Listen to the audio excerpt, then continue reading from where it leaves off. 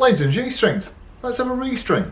Not done one for a while, have we? And yes, this was a gift from my place of work, and although it's not true tonight, it will be true Friday midday. That's it. No more going down the mine shafts. Yes, a couple of things that I want to point out about the restring thing. So, I was chatting to my mechanic, you see. It's probably difficult immediately to see where this is going, but I was chatting to my mechanic who bolted a guitar together from various bits and odds and sods. And what he was particularly moaning about was, in fact, the Floyd Rose system and what an absolute pain they are to set up. And they can be if you're starting from fresh or if you've taken all the strings off. So the first thing I'd say about a restring is if you've got a guitar with the Floyd Rose or similar vibrato system setup, change the strings. If no other work is required, then change these strings one at a time, and that way you'll retain the tension and the balance of your system. It will stay nice and straight. And that's see. Other things. What I do like to do is I like to give my guitar a setup, make sure that everything is as it should be, or certainly as it should be for me. And don't forget, these things are always personal. So what I've done is I've checked using a notched edge. I've checked my neck straightness, and it's absolutely fine. You don't need a notched edge. You can make your own, something from the pound shop, or tool station or whatever. These are 16.5 inches long, so you can get something that's a little bit longer and cut it down. And as you can see, all I did with this was I put it up, whatever it was I made it for. I just put it up against the frets and used a marker pen to mark out where I want the notched edge to sit. And got an angle grinder in it. So your notched edge sits over your frets like that, and what you want to see is a sliver. If that is too much trouble, or you don't have a tool to make the notches, you can just hold down the bottom E string at the first fret, and then somewhere higher up. And if you can see a bit of a gap in there, then you're probably good to go. If you can see a massive gap, then that could explain why you can't get your string height down. And if you can see a no gap at all, and it's lying totally flat on the strings, on the frets rather, then I'm guessing that your instrument will be buzzing and choking and virtually impossible to play. So that would mean that your truss rod would need slackening off. If there's a great big gap, tightening up. If there's a little sliver, it's okay. So that's that. So neck straightness is fine. What I will do, one of the other things that I will do, that I want to do, is that you can probably see, but it's an old boy, 1996. And I'll tell you what, for 1996, look at the gold hardware. There's virtually no or very, very little tarnishing or evidence of play wear on that, and usually that is the first casualty with the with guitars with gold hardware. That gold finish comes off with either palm sweat or just general rubbing. So yes, what do we have? Yes, we have a very, very, very dry fretboard. So I will be giving that some conditioning, and there's loads of stuff out there that you can use for that. My favourite is a product called Gerlitz, which sadly I can't get anymore because I'm afraid it saddens me to say, the only supplier in the UK has very, very sadly passed away, and he was a top chap. Great, yes. So this is the stuff, girlets. If anybody does know where we can, is that better? If anybody does know where we can get that from, please write in and tell me, because I can only find it in the States. But there's other stuff out there. I think that is that. Oh no, that's guitar polish. Anyway, there's Dunlop and other stuff. Yes, the other thing that I'll do is I will give the frets just a little bit of a polish with a 2000 grit sandpaper, and that's not too, so that won't do anything in terms of fret height. It won't take anything off them at all.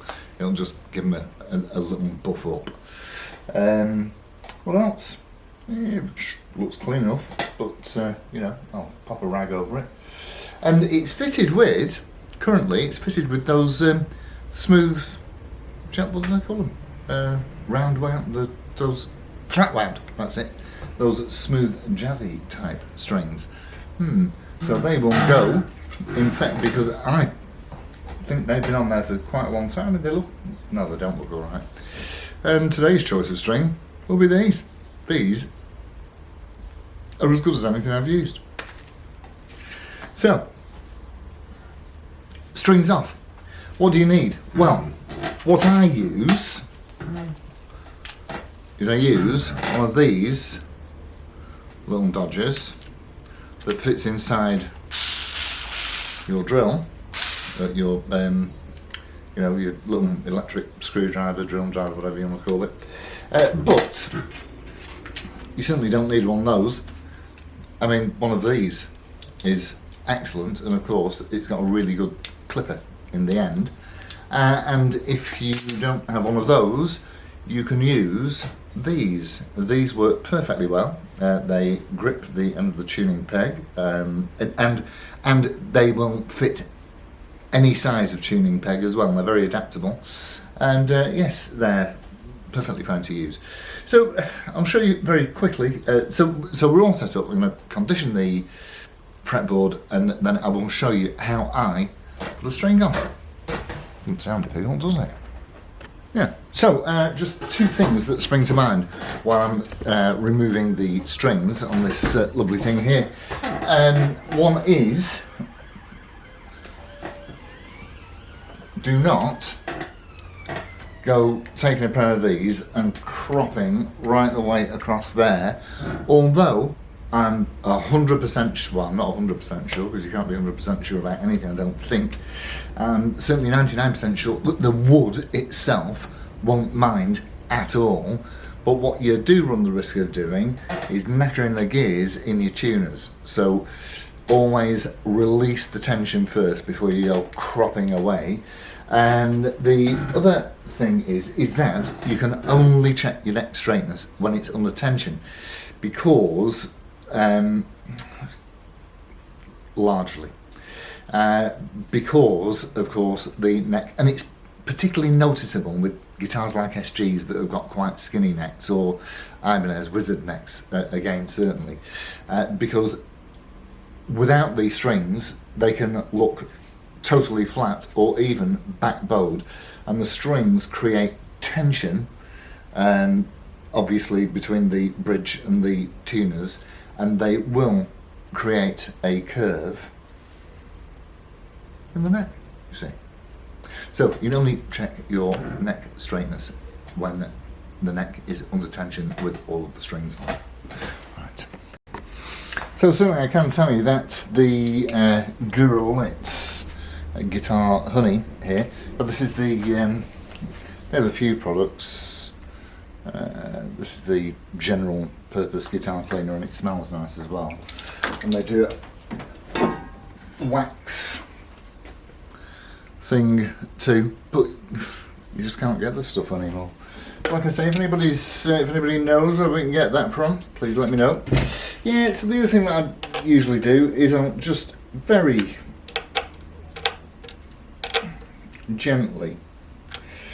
nip these up, not because they're going to fall off, but because it'll just eliminate any potential rattling. Not that there was any, but you know, while you've got the strings off, you might as well. Yeah. Yes, the fretboard was it sucked the guitar honey in like a sponge, and so it's time to put these strings on. And what I won't be doing, you may have heard of this thing called, well, we hear it called the luthier's knot. It's supposed to stop your guitar going out of tune, but they don't go out of tune when I've done them anyway. Just, you know, in the normal way. They were designed to take a string in a particular way, and that's the only thing a luthier's knot does, in my experience. It just makes it more difficult to do your next string change because they're a pain to undo. The thing that stops your guitar going out of tune is bending your strings in. That's the number one cause. So let's get the strings on and have a look. So we are using 9 to 42 gauge strings, which I'm going to just stick straight through here. Overwrapping is supposed to do something, you know, where you put it in the other way and send it over the stop tail here, and it does do something. It knackers that. As far as I'm aware, it doesn't do anything functional. So yes, so that's that. So what you want to make sure is that you've got a pair of spectacles. Oh, that's better. So you want to have a look and line your the hole in the cap. This bit that sticks up here that the string goes around is called a capstan. So you want to make sure the hole in the capstan is roughly facing the hole at the slot rather in the nut, which it is. And so what I do, that's just finger tight there. So I pinch it here at the first fret and I pull it back to just behind the second fret. I get my tool and just hold that down while that's wrapping around, and you want to get the string winds underneath each other.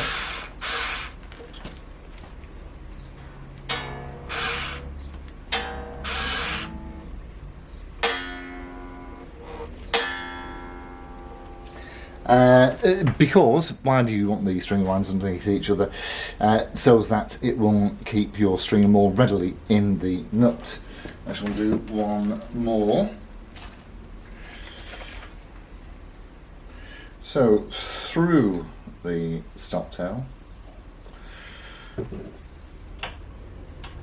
over the bridge, into the lined up capstan hole in the string slot, pull it back one, and like I say, it doesn't really matter. I mean, this is handy. It's great. It's nice and quick, but by no means is it strictly necessary. Yeah.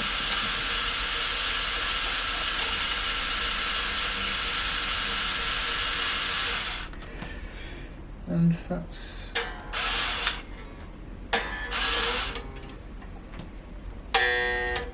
lovely stuff. So rinse and repeat. Right, we'll have a look at that when it's all strung up.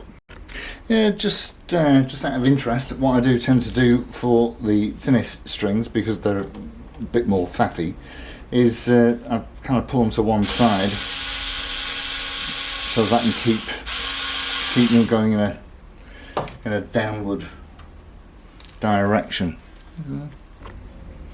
Yeah, I tend to use just a pair of electrician's side cutters for the trimming at the end. As you can see from the headstock here, it does have that, certainly trademark in those days, that weathering look. The first brand new Les Paul I bought, that was in when was that? 95, either 90. That was either 95 or 96 from Anderson's in Guildford, and it came with that on it already. Right, let's have a quick tune up. So we're all on and trimmed up, and so what I will do now is I'll give all the strings a jolly good tug like this, and sometimes sideways as well, why not? But the only real way, so yeah, just a case of tuning up and playing that, and the only real way to effectively bend your strings in, I suppose that we're all different really, but certainly that's by playing it, and so that will get we'll certainly get a couple of hours playage later on. String gauges, again, very, very much personal thing. I put 9042s on here. If I was a drop D kind of guy, then I'd be putting 9046s on, because of course thicker is deeper, and well, that's just physics. String choice, as I say, very, very, I like 9s, very, very personal. I like 9s, that's my favourite. I don't do alternate tuning, so 9042 is what I tend to go for. Joe Bonamassa, I believe, uses 11s for his toppy. He must have hands like Popeye. Anyway, so that's it from me and the Les Paul with its nice new strings on, all trimmed up, and yeah, I'll see you soon. Thanks for tuning in, folks. Adios amigos. Ta-ra.